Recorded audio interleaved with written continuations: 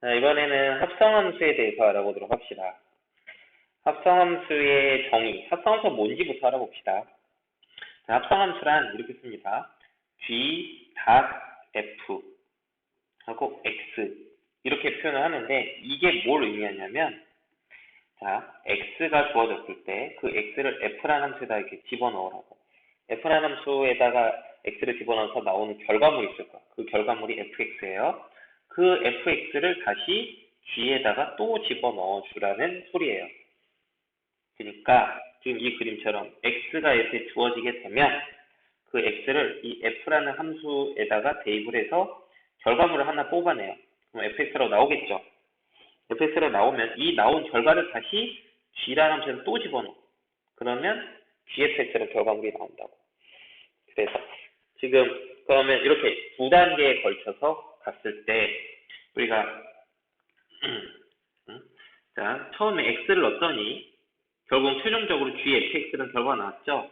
그래서 이렇게 x에서 gfx라는 값으로 대응되는 함수, 이 함수를 우리가 g.f 이렇게 표현합니다.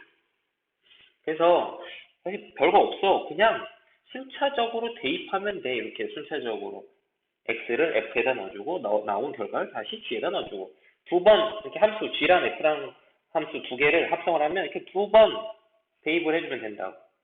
응? 만약에 뭐 세 개를 합성했다. 세 개를 합성했다. 그러면 그냥 이렇게 순차적으로 하면 돼. x를 h라는 함수에다 넣어준 다음에 그 나온 결과를 다시 f라는 함수에다 넣어준 다음에 또 나온 결과를 g라는 함수에 또 넣어주면 돼. 이렇게 순차적으로 이거는 이제 세 번 넣어주면 되는 거죠. 그게 합성 함수입니다. 생각보다 별거 아니니까 그냥 여러 번 계속 대응을 연달아서 시키는 함수 이게 합성 함수구나 이렇게 알고 있으면 되겠습니다. 자, 그러면 이제 합성함수 어떤 성질을 갖고 있냐면, 합성함수는, 자, 중요한 거, 여러분, 요거 1번 특징을 잘 봐줘야 돼. g.f랑 f.g랑은 같이 않습니다. 그러니까, 자, 뭐 해볼까? 자, 예를 들어서, 아무거나 선생님이 그냥 만들어 볼게요. 자, fx는 x제곱이라고 하고, gx는 x 플러스 1 이렇게 해볼게요. 자, 그러면 gfx 요 합성함수 한번 구해볼게요. 자, f라는 함수에다가 x를 집어넣게 되면 fx는 x제곱이랑 같아지죠. 그래서 fx는 x제곱이 되고요. g라는 함수에다가는 어떤 값 x를 넣어주면 그 집어넣은 값에다 1을 더해줘야 되죠. 근데 지금 여기는 x제곱을 집어넣었잖아. 그럼 x제곱에다가 집어넣은 값 x제곱에다가 1을 더해주면 된다고. 그래서 이게 gfx예요. 이거 거꾸로 해볼게요. fgx. 자, gx부터 먼저 해야죠. gx는 g라는 함수에다 x를 넣으면 x 더하기 1이 나오죠. 그 다음에 f라는 함수는 어떤 x라는 값을 집어넣으면 그 값을 제곱해서 꺼내주는 함수죠. 그러니까 x 더하기 1이 없으니까 x 더하기 1의 제곱이 되겠죠. 이거 뭐 전개해보면 x제곱 더하기 2x 더하기 1이니까. 자, 어때요? gfx랑 fgx 계산한 결과 어때요? 다르죠? 그래서 이 순서를, 그러니까 그 f랑 g를 자리를 바꿔서 합성을 하면은 값이 이렇게 달라집니다. 근데 뭐 어떻게 운이 좋으면 같아질 수도 있는데 일반적으로 항상 같다고 얘기할 수가 없어. 달라질 때가 훨씬 많을 거야. 그래서 일반적으로 합성할 때 교환 법칙은 성립하지 않습니다.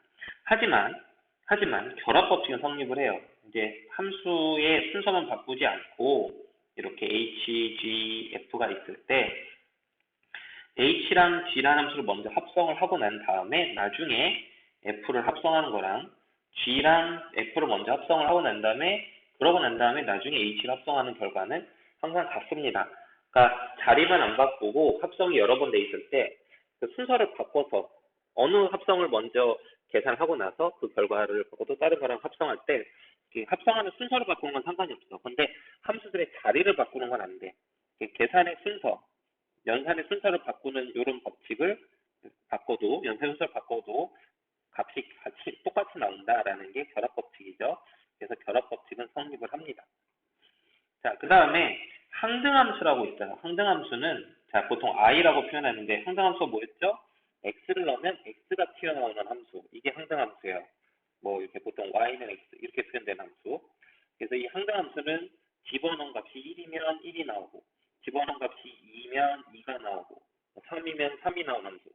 이게 항등함수고 보통 기호로 i라는 기호로 많이 씁니다.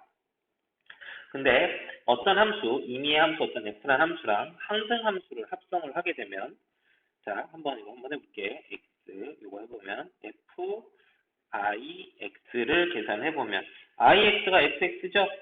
아니, 그러니까 ix가 x잖아. ix가 x니까 그래서 fix랑 fx랑 똑같고요.